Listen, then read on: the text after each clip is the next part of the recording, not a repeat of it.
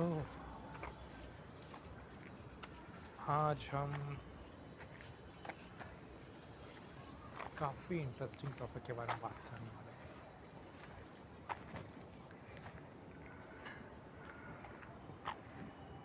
आपने सुना भी होगा इसके बारे में बहुत बार।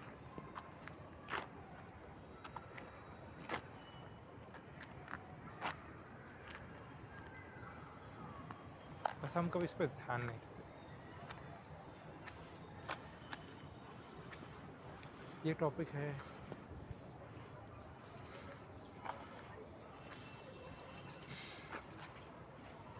फियर वर्सेस फेथ की।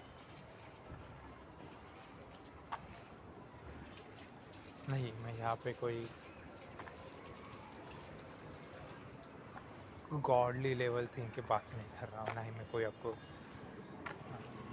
ऐसा कोई बाबा का चूरन जैसी बातें बता रहा हूँ। नहीं नहीं, यहाँ पे मैं बात कर रहा हूँ एक माइंडसेट की,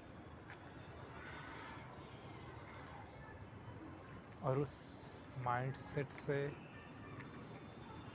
जो हम एक्शन लेते हैं उसकी।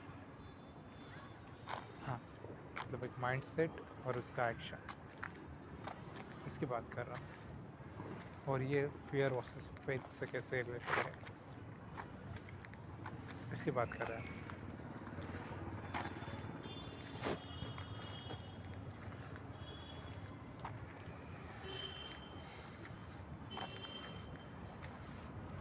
ये दोनों चीज़ें,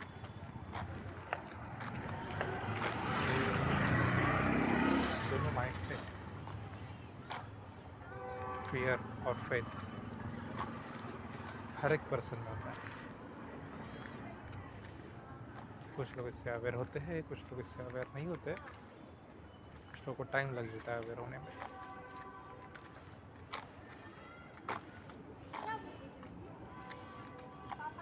और इसका ऐसा नहीं है कि एक खराब है और दूसरा अच्छा है, दूसरा बुरा है। ऐसा दोनों भी इम्पोर्टेंट है। लाइफ के किसी न किसी सिचुएशन में दोनों भी आपको प्रोटेक्ट करेंगे या फिर आपको एस्केलेट करेंगे, मतलब आगे लेके जाएंगे। इसलिए दोनों माइंडसेट का होना बहुत इम्पोर्टेंट होता है, फियर और फेथ का। दिक्कत तब आती है जब एक माइंडसेट दूसरे पे हावी हो जाता है। जो बैलेंस होना चाहिए वो बैलेंस कहीं पे कम पड़ जाता है। आइदर फियर फेथ पे हावी हो जाता है या फिर फेथ फियर पे हावी होता है। और दोनों में भी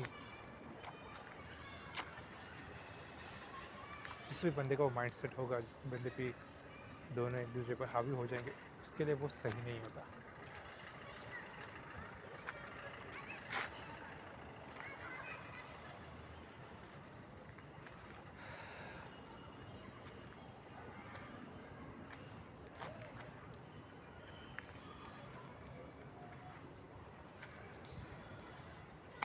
बट आप में कौन सा है? आप में फियर ज़्यादा है या फेथ ज़्यादा है? ये टाइम लेता है खुद के साथ थोड़ा सा टाइम स्पेंड करने के बाद पता चलता है कि हाँ, मुझ में फेथ ज़्यादा है, नहीं मुझ में फियर ज़्यादा है। और दोनों भी होना अच्छी बात है।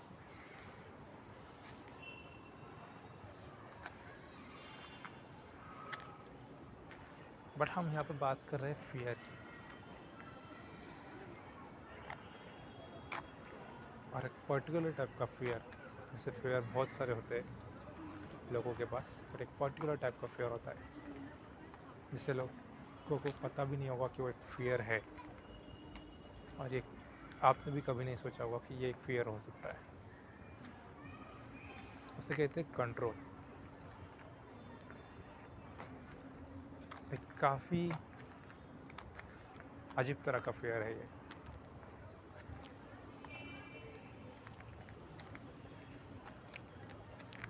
तो आखिर ये है क्या चीज़? नंतर सर्वांचे कलर विचारतात आणि ते तुम्ही कंटिन्यू आले चिकन खाल्ला आणि कंटिन्यू आले चिकन ते लोक कंट्रोल,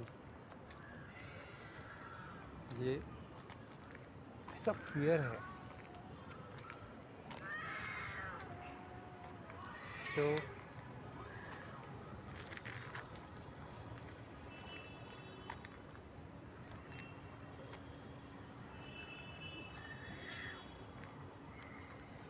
और एक ऐसा माइंडसेट है कंट्रोल,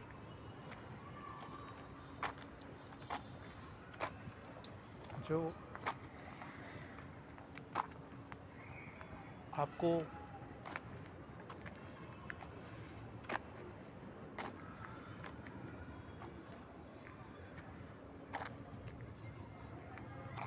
उस माइंडसेट से किया हुआ कोई भी काम, या फिर आप वही काम करोगे जिसके आपको जिसका आपको उस पर पूरा कंट्रोल हो, और जिसकी आपको गारंटी हो कि वो सक्सेसफुल हो ही जाएगा। ये है कंट्रोल। और उतना ही करना काम, वैसे ही डिसीजन, वैसे ही एक्शंस जिसकी आपको गारंटी हो कि ये सक्सेसफुल हो ही जाएगा।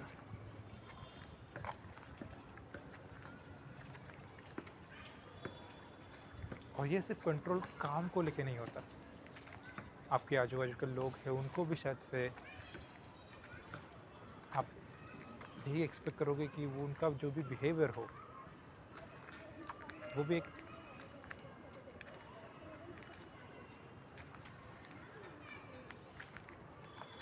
मतलब ऐसी कोई भी चीज़ अनएक्सपेक्टेड नहीं होनी चाहिए, क्योंकि उसका जैसे ही वो चीज़ अनएक्सपेक्टेड हो जाती है तो वो आपके आउट ऑफ कंट्रोल हो जाता है, और तब आपको थोड़ी सी प्रॉब्लम हो जाती है। So that's the issue with the control.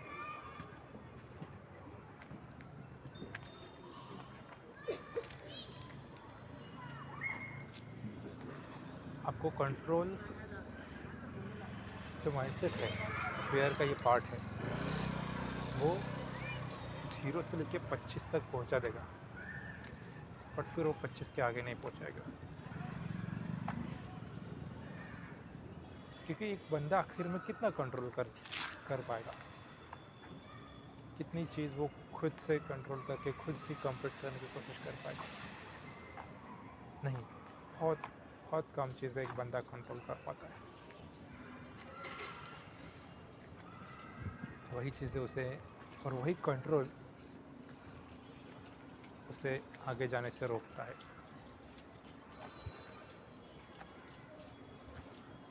अगर आप देखोगे भी सामने, जिसके हम सबको पता है कि चीज़ें होने में टाइम लगती है, कोई भी चीज़ हो उसको उसको प्रॉपरली हासिल करने में, चाहे वो एक अच्छा करियर हो, अच्छा रिलेशनशिप हो, अच्छी हेल्थ, कुछ भी हो, उसके लिए टाइम लगता है। It needs to take a time. तो उसके लिए होना चाहिए, हिंदी में कहते हैं उसे दूरदृष्टि, उसके लिए होनी चाहिए दूरदृष्टि, लॉन्ग टर्म थिंकिंग, दूरदृष्टि। बट व्हाट कंट्रोल डज, आपको कंट्रोल माइंडसेट आपको दूरदृष्टि नहीं देता, क्योंकि आप इतना दूर तक कंट्रोल कर भी नहीं सकते, कोई नहीं इतना दूर तक कंट्रोल कर पाता। वो कंट्रोल सिर्फ आगे के 5 स्टेज, 3 स्टेज, 3 स्टेप, 4 स्टेप ही आप कंट्रोल कर पाओगे, उसके आगे आप कंट्रोल नहीं कर पाओगे। तो ये जो कंट्रोल वाला जो माइंडसेट होता है, वो दूरदृष्टि से काम नहीं करता, वो दूरदृष्टि पे काम नहीं कर पाता। वो सिर्फ आगे के 5 स्टेप कर सकता है, क्योंकि उतना ही वो कंट्रोल कर सकता है। तो जो ये भी लॉन्ग टर्म वाले माइंडसेट्स होते हैं, दूरदृष्टि जो होती है, वो एक कंट्रोल माइंडसेट से प्रॉपरली क्या कह सकते हैं, आउट ऑफ हो जाता है।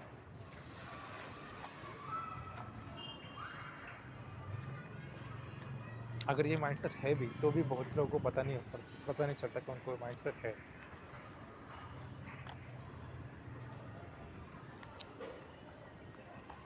इसके साथ ही बहुत सी चीज़ें आती हैं, जैसे कि क्विक रिजल्ट की ख्वाहिश। ये कंट्रोल माइंडसेट में आता है, क्योंकि ज़्यादा दूर तक नहीं देखता, आगे के 5 स्टेप ही देख रहा है, वो उतना ही कर रहा है, और वो कर रहा है क्योंकि उससे पता है कि उतना रिजल्ट आना चाहिए। तो क्विक रिजल्ट की ख्वाहिश, ये कंट्रोल माइंडसेट में आता है। अगर कुछ भी अलग होता है, डिफरेंट होता है, अगर वो रिजल्ट उसके कंट्रोल के हिसाब से नहीं आता, तो आता है फ्रस्ट्रेशन। हाँ, तो आता है फ्रस्ट्रेशन,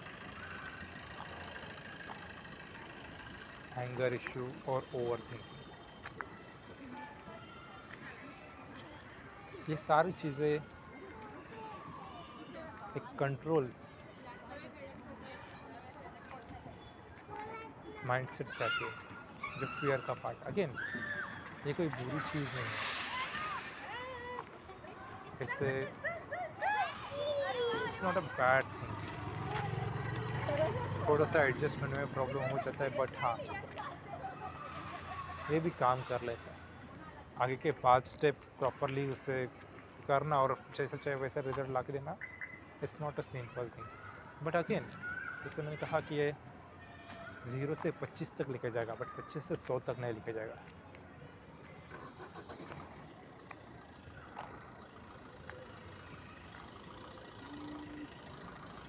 तो फिर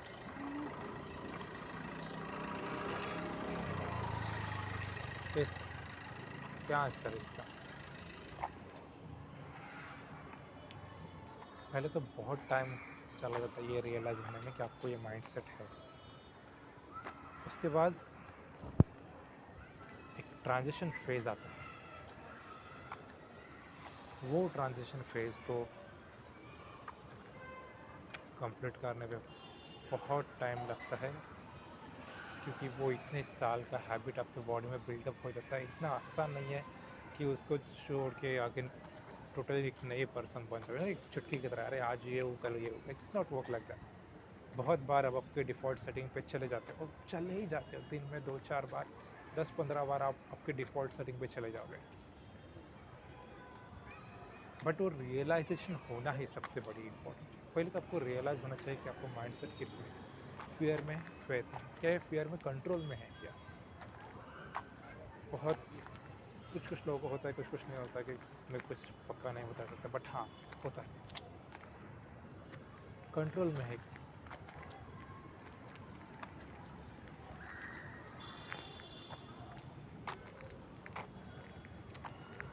तो जैसे कि मैं कह रहा था कि हाँ, आपको सिर्फ अवेयर रहना है, और आप डिफ़ॉल्ट सेटिंग पे जाओगे ही जाओगे, बहुत बार जाओगे, बट आपको वापस अवेयर हो जाना है। और हाँ, मुझे कंट्रोल माइंडसेट में नहीं रहना, मुझे फियर में नहीं रहना, मुझे फेथ की तरफ जाना है। मेरा बैलेंस, अगर मुझे वो बैलेंस चाहिए अपने में, तो मुझे फेथ की तरफ टिल्ट होना है।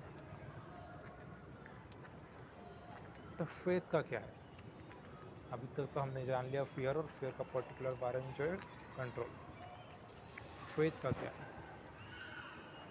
फेथ, अगेन, ये कोई, I am not talking about something God और समथिंग लाइक दैट, नहीं। फेथ का है सबसे बड़ा प्लस पॉइंट,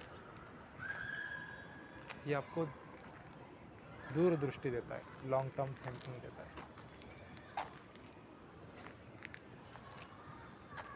फेथ आपको बताता है कि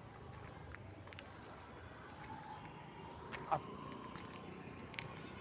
फेथ मतलब आपको दिख नहीं रहा है कि आगे क्या होने वाला है। आपको नहीं पता कि 1 किलोमीटर के बाद क्या होने वाला है, 2 किलोमीटर के बाद क्या होने वाला है, फिर आगे आगे क्या होने वाला है, बट आप आपका काम अभी का जो है वो कर रहे हो। आपने आइडिया तो लगा लिए कि हाँ, ये 1-2 कुछ तो हो जाएगा, इट्स नॉट कंट्रोल्ड, ये सिर्फ आइडिया लगाइए।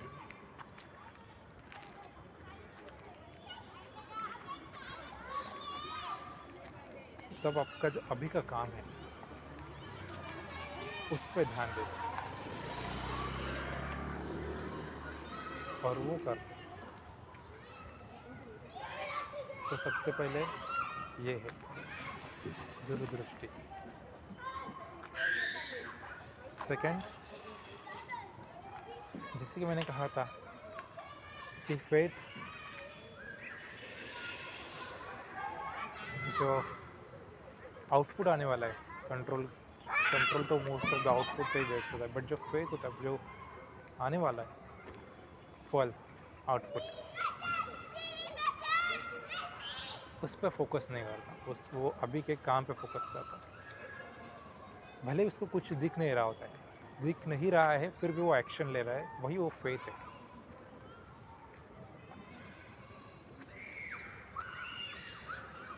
तो ऐसे टाइम पे वो जो बंदा जो काम कर रहा है वो फ्रस्ट्रेटेड नहीं होता। पहले तो उसको वो हैंगर इशू या फिर फ्रस्ट्रेशन या फिर ओवर थिंकिंग ऐसा कुछ नहीं होता।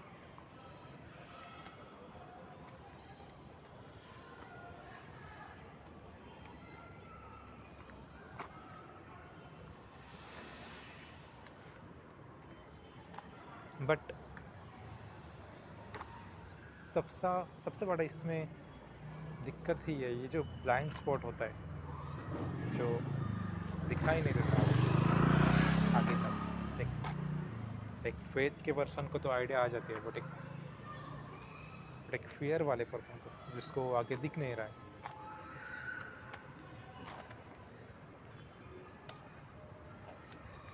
वो उस पर उसे क्या कह सकते हैं एग्जैक्ट वो ट्रस्ट, मुझे पता नहीं ट्रस्ट सही वर्ड है या नहीं, बट हाँ, उस पर उसे बिलीव करना काफ़ी मुश्किल हो जाता है।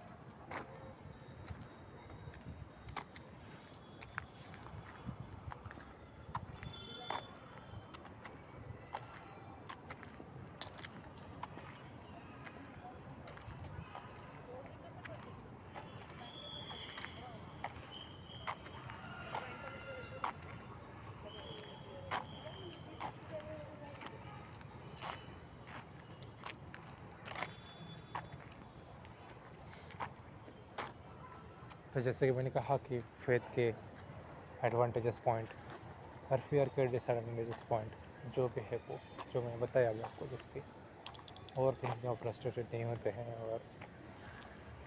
और अभी का जो काम है उस पर ध्यान देते हैं, लॉन्ग टर्म दृष्टिकोण है वो देता है।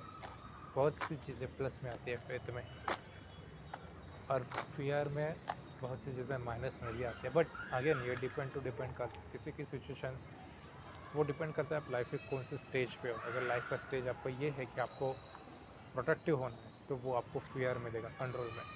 अगर आपका लाइफ का स्टेज वो है कि आपको एक्सेलरेट करना है लाइफ में, तो वो आपको फेथ में देगा, एक्सेलरेट करने के लिए।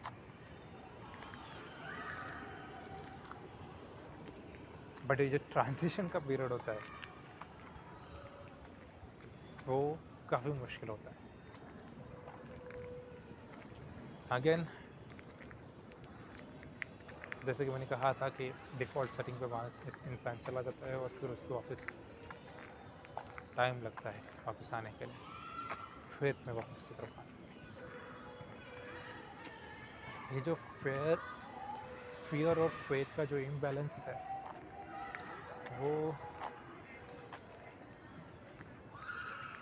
वो बनता है आपके सराउंडिंग से।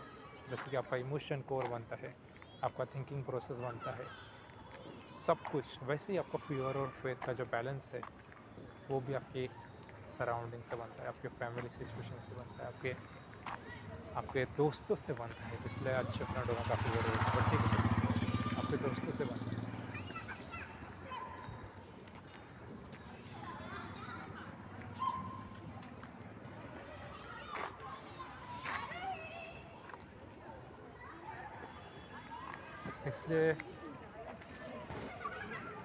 इसलिए आपने देखा होगा कि जो भी थोड़े से अच्छे बैकग्राउंड से, फिर अच्छे बैकग्राउंड से जो लोग आते हैं, तो उनका माइंडसेट थोड़ा सा अलग रहता है, थोड़ा सा फेथ की तरफ होता है, थोड़ा सा। अगेन ये फेथ में मैं गॉड की प्रैक्टिस की बात नहीं कर रहा हूँ, जो पूजा वगैरह करते हैं उनकी बात नहीं कर रहा, बट वो माइंडसेट ही वैसा है, उसका कोई आंसर नहीं है, उसका कोई कंट्रोल पैरामीटर नहीं है, वो फेथ है। इसके लिए उसे फेथ कहते हैं।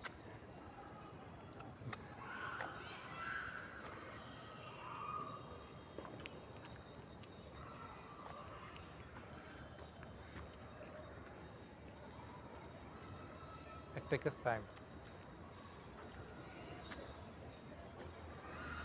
इसमें टाइम चला जाता है ये ट्रांजैक्शन करने के लिए, फियर से faith.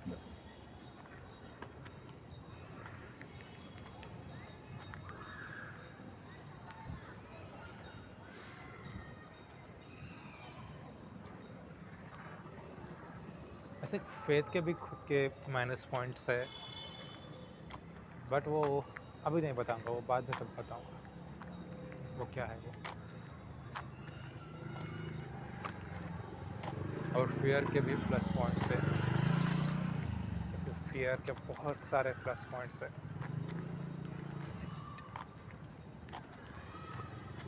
It stop you to making any bad decisions.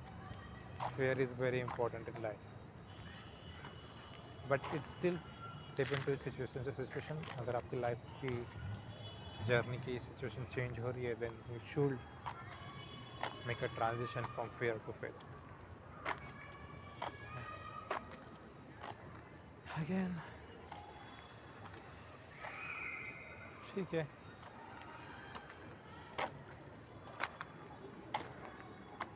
वैसे तो इसमें कोई मास्टरी नहीं कर सकता, ये काफ़ी मुश्किल है। कोई भी दुनिया में ऐसा नहीं है कि जिसने पूरी तरह से इसमें मास्टरी कर ले कि हाँ मैं पूरा फेथफुल पर्सन हूँ, मैं पूरा, ऐसा कुछ नहीं होता। कोई भी मास्टर नहीं है इसमें, सब लोग इसको सीखते रहते हैं और लाइफ, पूरे लाइफ भर सीखते रहते हैं इसको मैनेज करने में, इसको बैलेंस करने में।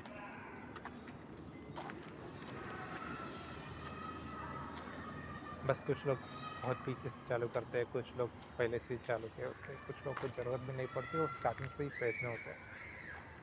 बट हाँ, अगर शायद से उनको फियर सीखना पड़ता है, उनको प्रोटेक्टिवनेस सीखना पड़ता है। जो फियर में होते हैं उनको फेथ सीखना पड़ता है। अगेन शायद से यही है फियर और फेथ का माइंडसेट। ठीक है, हम कल बात करते हैं।